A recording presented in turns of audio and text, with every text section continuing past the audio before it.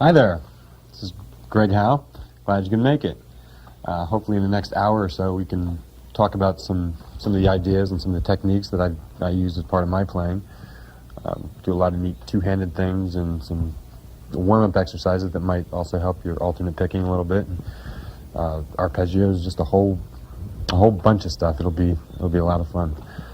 But before we do any of that, we should probably tune together. So here's a high E, B, G, D, A, and low E.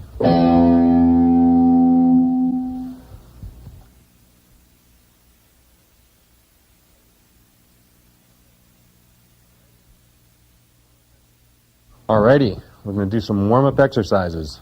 A lot of you probably just want to jump right in and do all the flashy stuff, but it's a good idea to probably warm up first. The guitar is an instrument that you express yourself emotionally with, but aside from that, it's also can be a pretty physically demanding activity. So you want to warm up. This first exercise that we're going to do, or warm up, is an exercise that I do. It takes place only on the high E string and the B string. Aside from being a good exercise for different finger shapes and that kind of thing, it's a real good alternate picking exercise too. This particular one is going to be in the key of A minor, and it's going to start on the note D with the little finger, and we're going to start with a downstroke. And you're going to play C and B right after that. You got this kind of shape. The fourth note is going to be a C again with the index finger. Get used to sliding with the index finger because you're going to be doing an awful lot of that. Continue. D, E. So far we have this. Then you're going to go back to the D, back to the C. That's everything on the high E string. It's going to be a 16th note oriented pattern. You'll recognize it as soon as we get going. Right after that, continue the notes B, A, and G on the B string.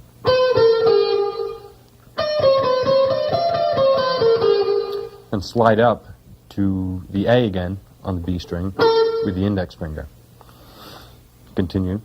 Play B and C on the B string. It probably sounds a little confusing. It's not. Let me just play it slow once.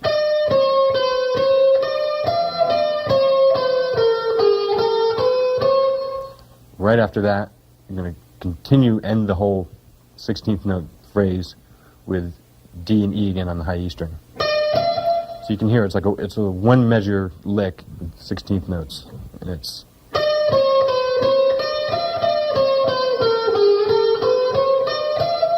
So you can hear the 16th notes. A good way to remember this sequence is think 1, 2, 3, 1, 2, 3, slide, 1, 2, 3, 4, 1, 2, 3, slide, 1, 2, 3, 4, because that's where the index finger is doing the sliding.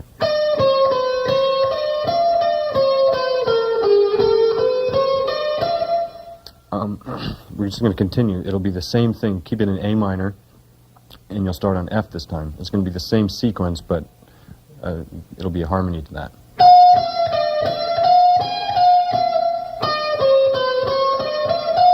So I'll play everything slow.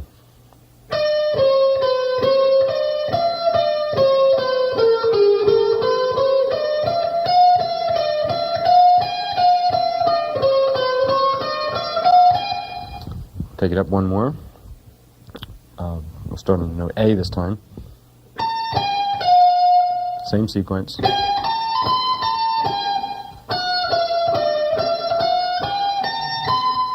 You can end with C. The C would be the 1 of the next measure. So if you play it comfortably, you'll hear the 16th notes.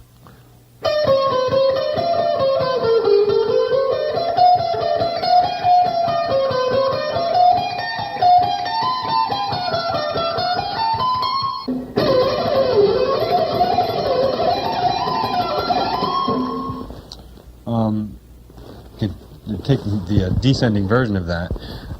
You start on the note C. That would be the 1. The only difference between the ascending version and the descending version is the index finger is now going to be sliding down on 4. 1 instead of... So you're sliding down. Everything else is exactly the same. You start on C. So you can see it's the same thing. So slide.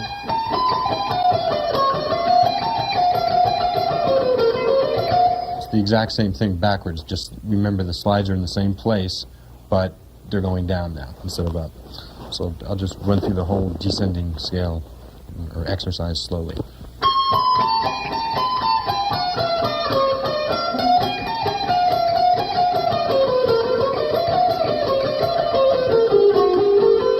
When you get to this point, to turn it around so that you can continue going up and down, without stopping, think of one slide down, one slide up. So you'll... Let me just run through that real slow so you can see what I'm doing. Starting on the D that we originally started on.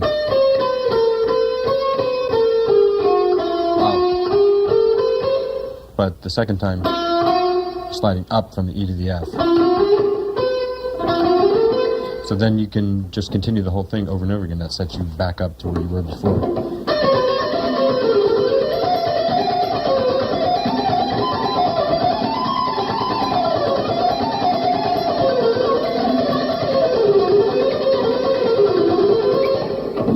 And just continue up and down.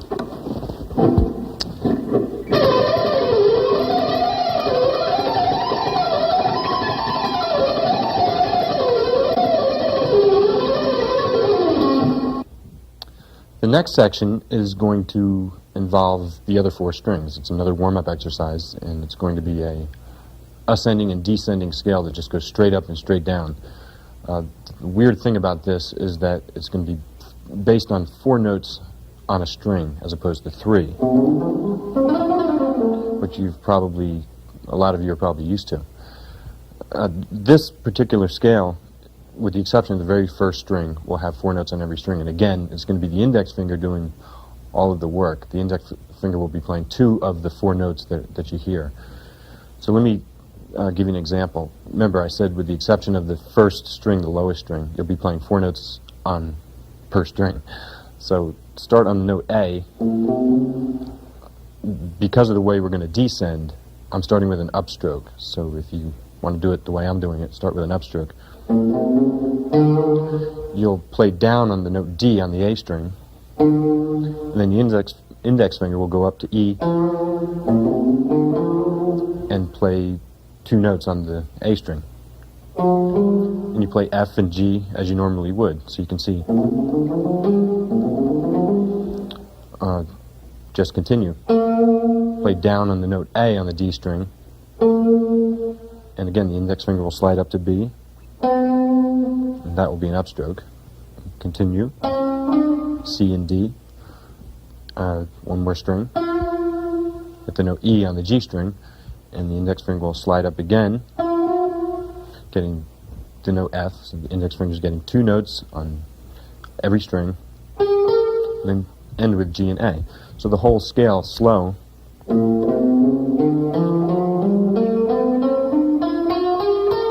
That's the ascending version of the scale.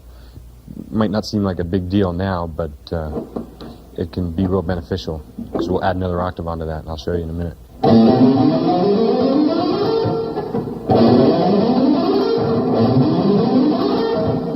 That kind of thing is easier for me. I'm always going to the adjacent string with the same stroke, and for me it's just a lot easier. So there I played a 2-octave scale and haven't even gotten to the B string or the E string yet. The descending version of that is going to be the exact opposite. I'll be playing 3 notes on the G string and 4 notes on every other string. So whereas we hit this E on the way up. This time we'll play the E on the D string on the way down. So you will have ended with an upstroke, supposedly, and A, G, and F. And then you play E, D, and C, and B on the D string. Those are your 4 notes. On the A string, you play A, G, F, and E. And then play D, C, B, and A on the low E string. So you've got 4 notes on every string except the G string when you're descending. And you should end with an upstroke so that you can continue. In other words, the last note of the descending scale will be the first note of the ascending scale, and vice versa. So the descending version is.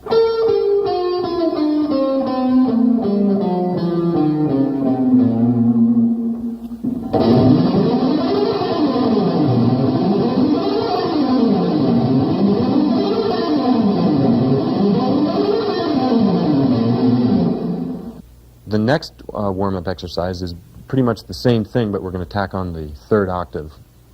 And it's going to be the same idea. You're playing 4 notes on a string. The only problem now is that you have to jump up 2 frets to hit this note B. So you will have ended here with an upstroke. You have to jump up 2 frets, hit the B, and then again you slide up to the C and add D and E. And we're going to end it with only 3 notes on the high E string because of the way that we're going to descend.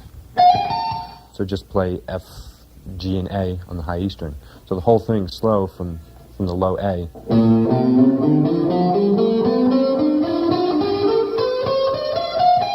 And there's your jump. So just work on that, and you can play a 3-octave scale, playing 4 notes on the per string.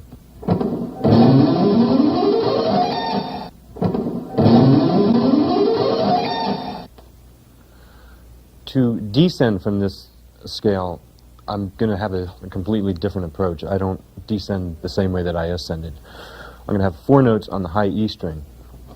What this will do is, I ended the last note, the high A, with a downstroke.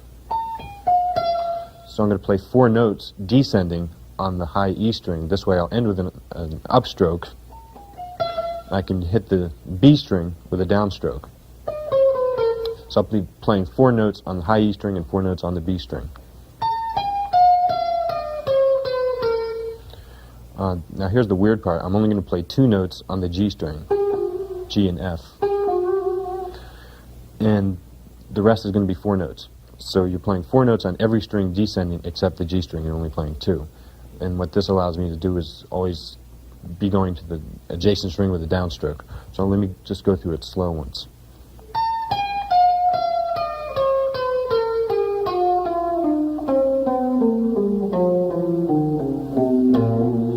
And again, I'll end with an upstroke so I can continue doing the up and down version over and over again.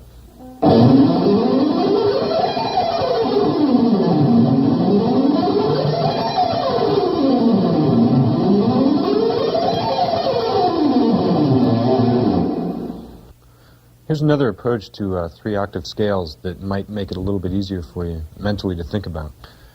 By keeping the same shape for each scale, it might make it easier for you to see the scale and make it easier for you to play the scale.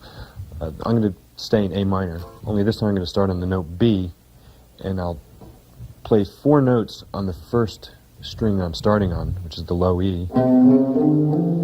Play B, C, D, and E. And I'll play 3 notes on the next string, F, G, and A. And that gives us a 1-octave scale. If you look at that shape, the index finger is playing B and C. You have 4 notes on the first string, 3 on the second, then that's your scale. Play the same thing right here. And then one more time. The picking is going to change. The way I descend, because of the way I descend, I'm going to start with an upstroke just like I did before. And if that's the case, then the next time I get to the first note of the same shape, octave higher, I'll have to start with a downstroke. up, down, and then up again for the third octave. But the index finger is playing 4 notes, B, C, D, and E, on every octave. B, C, D, and E. So that might make it easier for you.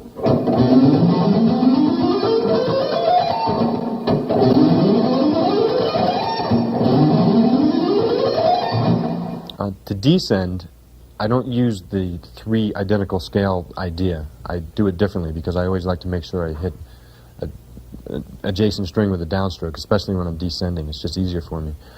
But an easy way to think about the descending version of this is think 4 notes on every string except the high E string. There'll only be 3, and the G string will be 2. So let me just run you through that once.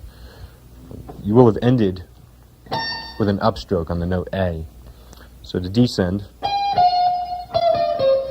you play out of this shape right here, and then play 4 notes on the B string. So you've only got 3 on the high E string, A, G, and F, and then 4 on the B string, E, D, C, and B. Then only 2 notes on the G string, A and G, and 4 notes on every other string.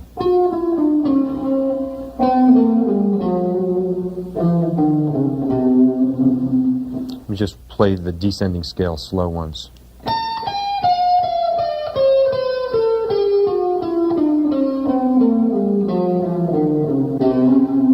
I'm always going to the next string with a downstroke. So I ended with an upstroke, and I can just continue the same thing using the identical shape idea going up and the hitting adjacent strings with downstrokes for the descending.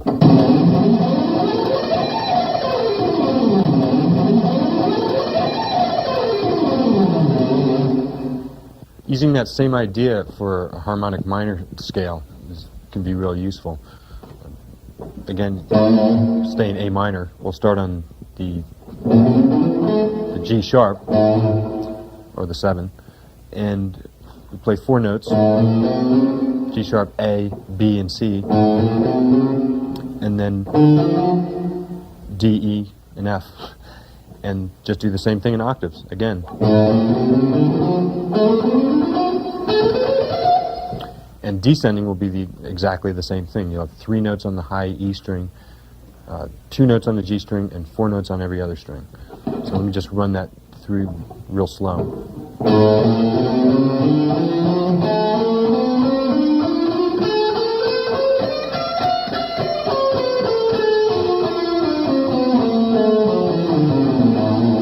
Descending has a couple of weird shapes, and let me just run through it real quick. Excuse me, I'm terribly sorry. I know you're busy and everything. I was just walking by the hallway and I heard the way you were going so fast on it. That's truly the mate. Well, listen, I know you're busy. Why not? I'll talk to you just a little bit. Thanks. Alrighty. You start with, you're going to start on the one more thing, sir. Does that come in that color, or... I'm in the middle of a video right now. I'm doing you're right. instruction. When you're right, you're right. I'll listen. I'll talk to you later. Okay. I'm starting on the note F, and basically I'm going to pull off to E, and then... Keep it up. It's fantastic. You'll have 3 notes on the high E string, like I said. You'll have F, E, and D, and you should have ended with an upstroke with the ascending scale, so the D will be an upstroke on the way down. You have 4 notes on the B string, C, B, A, and G sharp. You'll have 2 notes, again, on the G string, F and E. D, C, and B, and A on the D string. And then G sharp, F, and E. That's kind of a weird stretch, but that's no big deal. All the way down to the D. So you're going to have 4 notes, and then 4 notes on the low E string. C, B, A, and G sharp. So descending.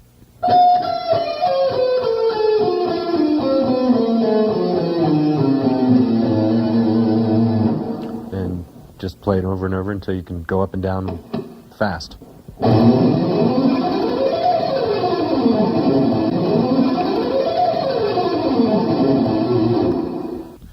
Another real good warm-up is an exercise I use. It's ascending and descending 4 notes at a time on one string. And it's a real good control exercise for coordinating the left and right hand together. Keep this in A minor too. Start on the note A with a downstroke, and the index finger, you get used to the index finger sliding around, the index finger will slide up to B with an upstroke, and then you just tack on the C and the D. And then you just do that same thing over and over again, staying diatonically in A minor. 1, 2, 3.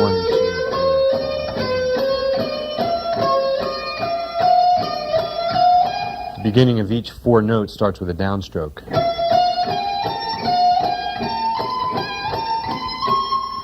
And to descend, use the last note of the ascending scale as the first note of the descending scale. So you should have ended with an upstroke. That'll be the first note of the descending scale. And now the index finger is sliding, but it's playing the 3rd and 4th note. And do the same thing over and over again.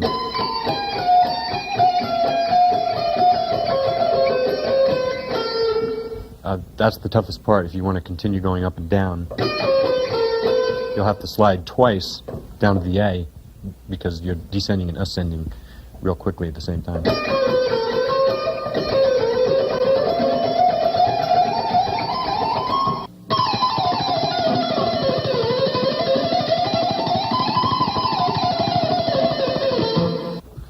So, practice all these exercises and get comfortable with them, combine them all together, and practice them in different keys.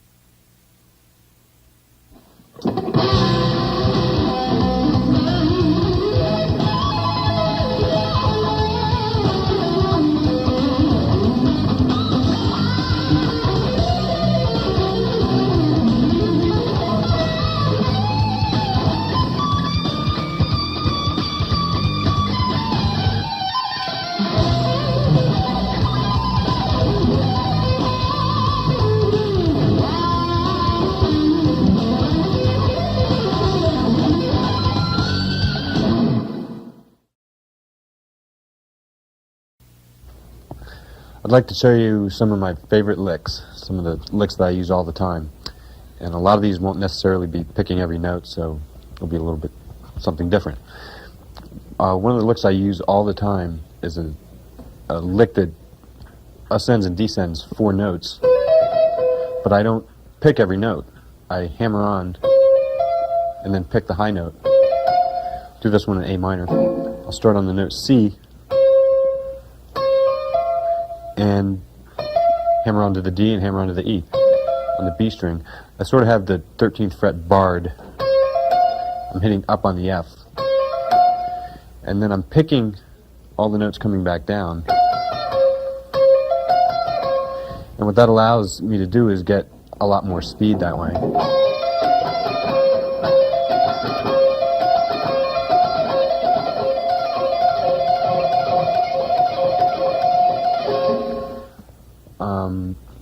I can add a note onto that just by sliding down to the B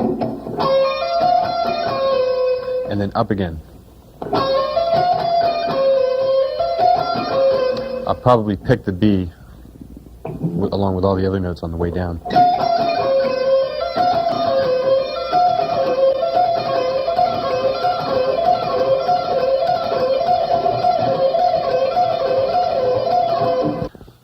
You can do a lot of things with barring. I do a lot of things like that. I'm barring the high E string and the B string. I do a lot of blues licks that way. Here's another easy kind of lick that sounds kind of cool. I'll do this example in E. This will be like an E blues lick. All you're doing is hitting up on the high E string and down on the B string on the note D and pulling that off to a B, kind of a pentatonic thing. And then you're hitting the note A on the G string. And then you're going back up again. The way I'm picking it is up on the E string and down on the other two. when I ascend, I'm hitting up on the B string. Let me just play it for you slow and I'll speed it up.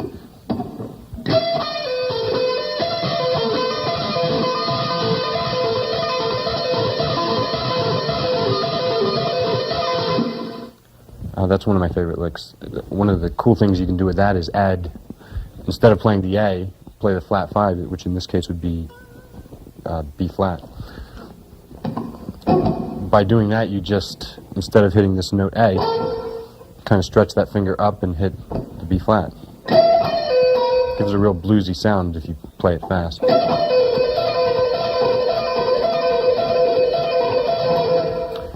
And, you know, you can use that as part of the lick that descends. Or the cool thing about barring licks is just by pivoting the third finger, you can do the same picking but get different notes by you know, barring with the third finger too. What I'm doing here is I'm hitting down on the B string, up on the E, back down on the D, or the B string but the note D, pulling it off to a B, and then that same pull off is also a hammer-on up to D again, but instead of hitting up on the E, this time I will have barred this finger. I'm hitting up on the note G. So let me just play it slow so you see what I'm talking about.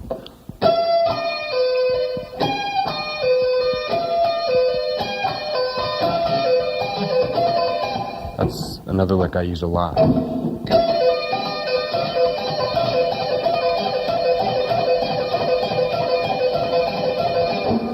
And again, you can add that note on the G string and just kind of come up with variations of that kind of idea.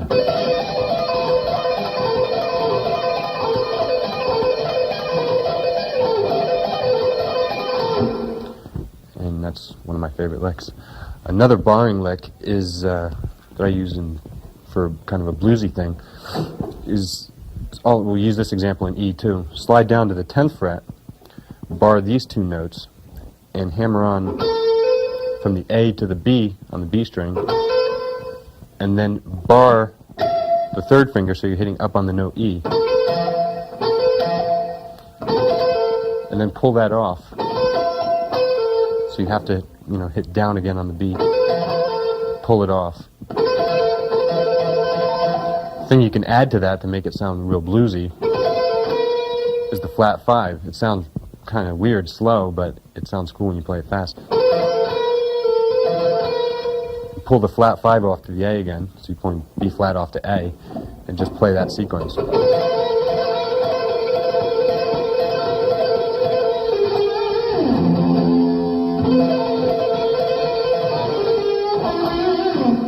That's one of my favorite licks. Another blues lick that's barring sounds similar to that. This is kind of weird because you'll be barring with the second finger this time. Start on the flat 5, or the 11th fret of the B string. That would be the flat 5. Hammer on to the B, and then up on the note E. So the second finger is the finger that's barring. Hit back down on the note B, and pull it off. Then with your third finger, reach up and hit the D on the B string. The whole thing slow is going to sound like this.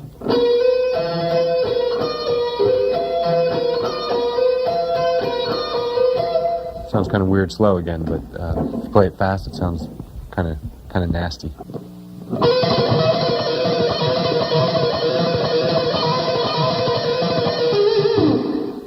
One of my favorites.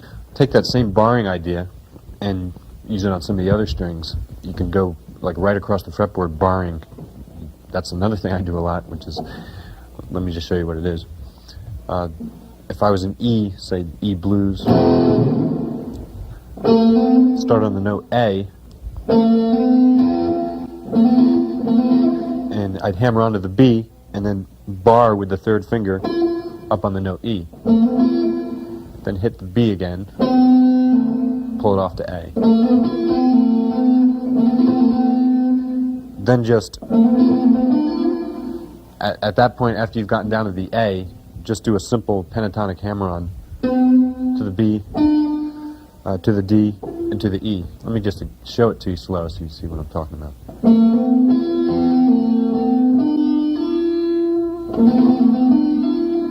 At that point, you're going to bar again and do the same sequence, but on the next 2 sets of strings. So what you have is...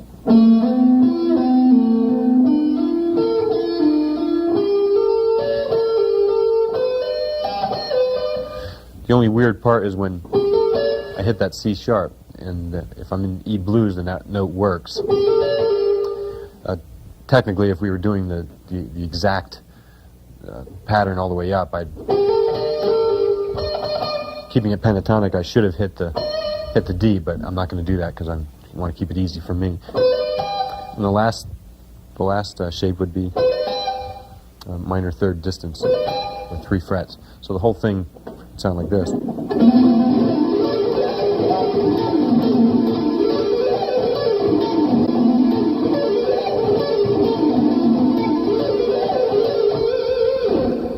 My all-time favorites. And right now, ladies and gentlemen, I'd like to introduce to you my very first guitar instructor, ladies and gentlemen, Professor Sidney Crumpf. Well, Greg, it certainly is a pleasure to be here out there in there. You've come quite the ways, haven't you? Thank you. Greg Howe. Howe? Well, Greg, why don't you play for the folks the very, very first thing I've taught? Well, the very first thing you taught me, I don't know if I remember. Well, that would be your C minor, F, G, half gainer, full twelfth side of French. Try that. I don't remember that one. Just try it, Greg, all right?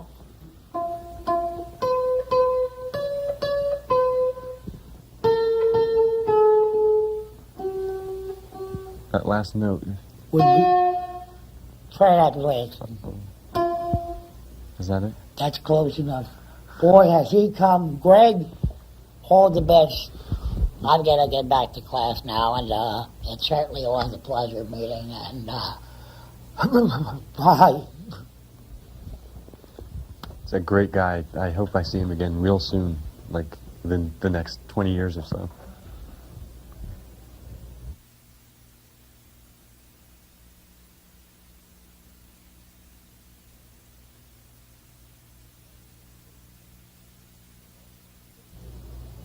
Well, time to have some fun. Get to use both hands on the fretboard. I do a lot of two-handed things, and I try to make sure that when I do them, they almost don't sound like two-handed licks. They sound more like runs or extremely fast legato lines. It would be hard to do with just one hand. One of the licks I use a lot, and again, I'll keep this in A minor so we can be easier to talk about. It's a triplet pattern that's I usually use it in a descending form, but let's go up to the Dorian position here in A minor.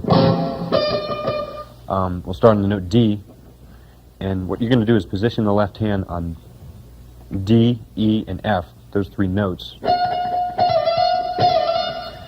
And the lick will actually start on the note G with the right hand. I use my middle finger because I do a lot of things where I'm trading off back and forth between hammer-ons and picking and two-handed things, and so this way I don't have to think about what I have to do with the pick.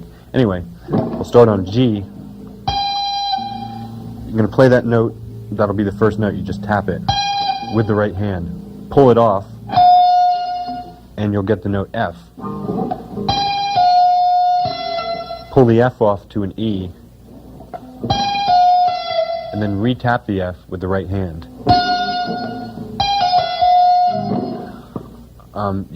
It's going to be a triplet feel. You'll start hearing it. After you've tapped that F with the right hand, pull it off to the E, and then pull the E off to the D, and then re-tap the E. So far we have this.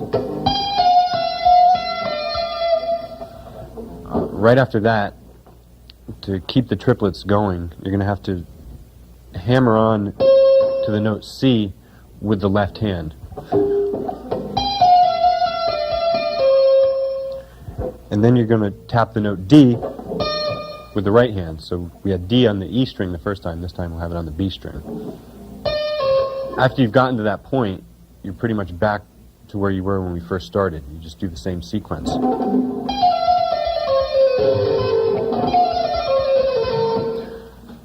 To keep it going all the way across the fretboard, you'll only have to tap 2 times on the G string, just because of the way the pattern is.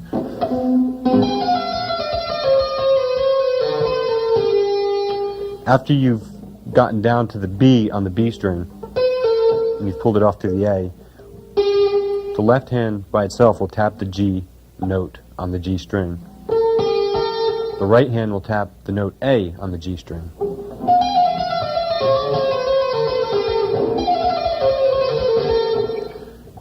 When you get to that point, just pull it off to the G, pull the G off, re-tap the G with the right hand, and then the left hand will tap E on the D string. The right hand will tap the F. It's going to be the same pattern. The shapes will be a little bit different, but if you know your scales and if you know what A minor is, then you just do the same exact idea.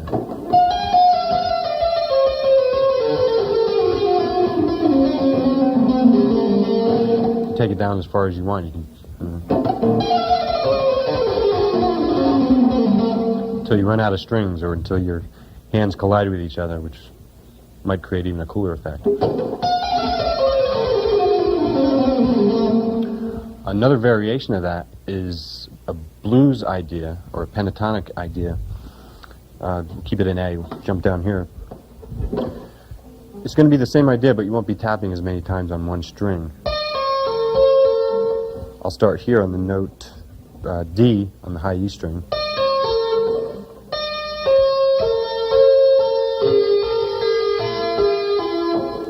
This time it's going to be a little bit backwards. You'll be tapping 2 times on the high E string and on the B string. And then if you just want to play it pentatonically, then you'll tap 2 times on the G string also. And 2 times on the D string and 2 times on all the strings.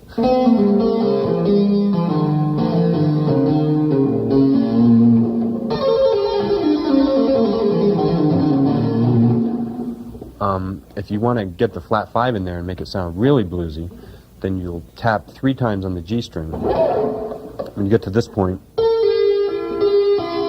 instead of going to the note D,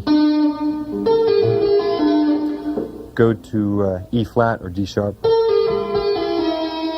and then tap on the E, pull that off to the flat 5, pull the flat 5 off, re-tap it with the right hand, pull it off, get the note D, pull it off, re-tap the D. Just do the same idea, except you'll be tapping 3 times on the G string. So.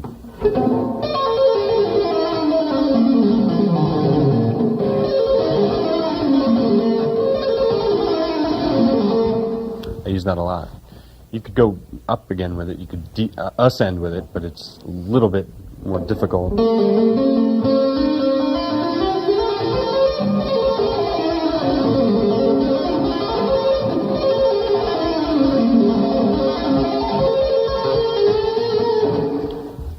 I use that a lot. It's one of my favorite licks, and another good 2-handed lick that doesn't sound like a 2-handed lick, or it doesn't sound like an arpeggiated that kind of thing that you've heard many times, is an ascending run that I use a lot. I'll do this one in A major. I'll start on the note E, and what I'm going to be doing basically is just playing 3 notes per string. 2 of the notes will be with the left hand, and the 3rd note will be with the right hand. The only difficult thing about this is that if you're not real careful, strings start ringing out because you don't have this hand over against the bridge to mute anything. But just keep working on it, and you'll have it no problem. It'll be fun. We'll start on E and just basically play E and F sharp, and then tap the G sharp with the right hand. And and do the same thing. This particular pattern will be the same shape on the first 3 strings, so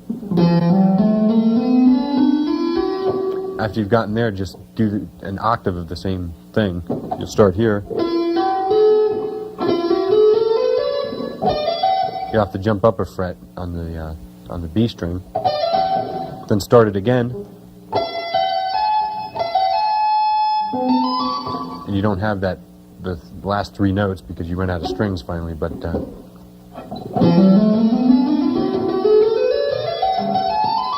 you get a lot of speed with that, probably faster than anyone's left hand if you work on it.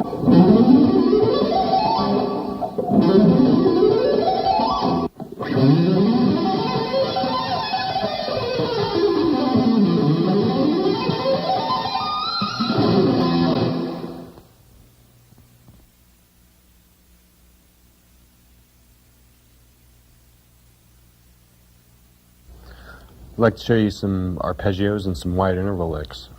Recently, arpeggios seem to have become pretty popular amongst rock guitar players, and they're very useful. There's a couple real advantages to arpeggios. Number one, they sound real impressive because they can cover a lot of ground quickly, and more importantly, they look impressive because they can cover a lot of ground quickly. Seriously, they can sometimes help expand the sound of a chord. For instance, if you played an E minor arpeggio over a C major chord, it could help bring out the major 7th tonality of the chord or something like that. That kind of thing, they help widen the sound of whatever it is you're playing over. Some of the techniques involved in arpeggios are sweep picking. If any of you are familiar with that, then maybe this won't be that helpful to you, but if you're not familiar with it, I have a couple of exercises for sweep picking. I don't sweep pick as much as a lot of people think I do, but I do sweep a little bit, and I'll show you one of the exercises right now. This will be a C major triad, and it's going to involve 2 different positions.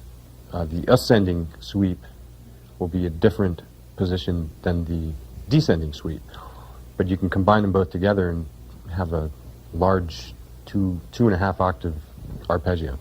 So I'll show it to you. I'm starting with a downstroke on the note C with my middle finger. I'm playing the E on the A string. Then I'm hammering on to the G note of the A string. And this will all be one sweep downward. When you get to the D string, you hit that with a downstroke, and that's your octave. When you get to the G string, you play the E again, and then just kind of bar that fret. To come back down, what I'm going to do is you hit that high E. The way I do it, I hit that high E with an upstroke, and then I slide up to the G with a downstroke, and that's the end of the ascending version of the arpeggio. So we've sweeped until we got to the E string, then we started alternate picking. You get to that high G, that will have been a downstroke. Hit up on the E note,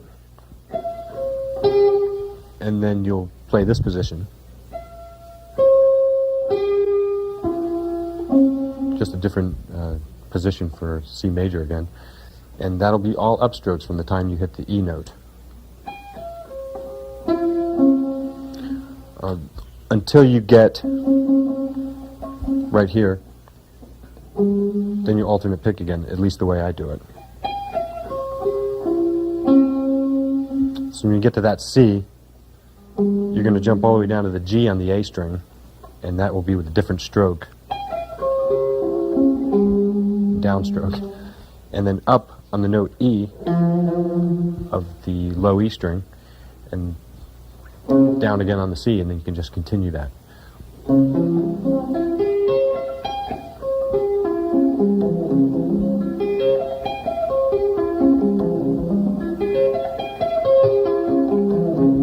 build it up until it gets faster and you're comfortable with it.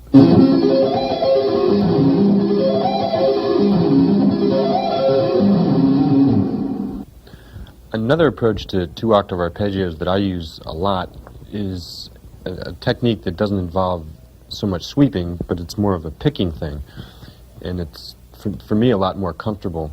And you can play just as fast, and in some ways it sounds a little bit smoother. I'll give you an example. Start on the A string. We'll do it in C again. Play the note C on the A string. And then hammer on to the third. And then bar with your middle finger the D string and the G string.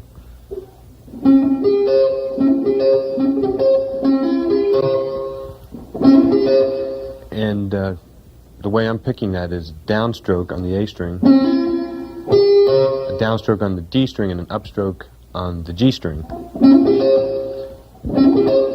Then you're going to jump up 2 frets, or to the fret where your middle finger was, but with your index finger, and bar the B string and the E string. Hammer on from here, from the E to the G, and then bar up to the C. The advantage to this is that you can play a very fast 1-octave arpeggio in a high position.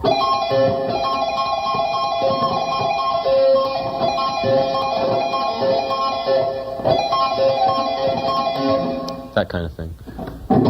And, you know, to play it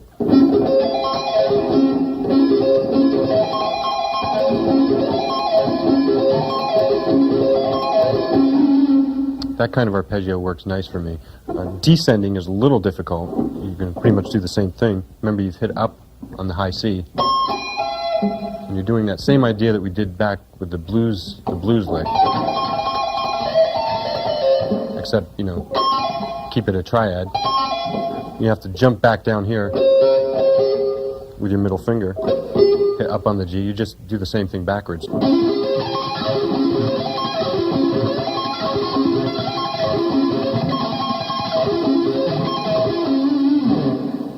The minor version to that is almost identical fingering-wise and picking-wise. All you have to do is make a couple of minor adjustments. Instead of hammering on a major third, hammer on a minor third, and you'll still have the same thing there with the middle finger. This time, instead of jumping up to this fret, jump up a half step down from that, but you'll be hammering on to the same place that you were hammering. So you're just taking the third and making it minor. And this is a little bit easier, actually.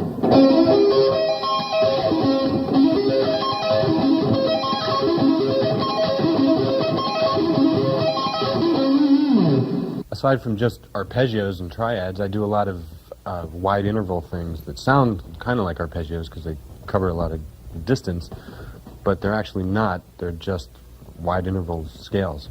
I don't have time to show you a lot of the things that you can do, but I'll show you one lick, and this might be able to just open some doors. This will be for E minor. I'm starting on the note A on the D string. I'm just playing like a pentatonic form right there. Then with the right hand, I'll tap to the A on the G string. Right after that, I'll jump up to the B note with my index finger of the left hand, and then hammer on to the note D. So I'm picking and I'm tapping and all kinds of stuff. From that point, you can do what you want to do. You could maybe just take it that high, maybe add on an E.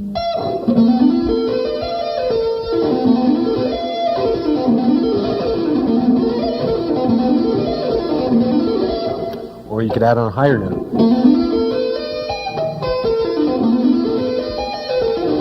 Any note that's in the key, or anything that you're trying to, whatever you want it to sound like, add that note to it.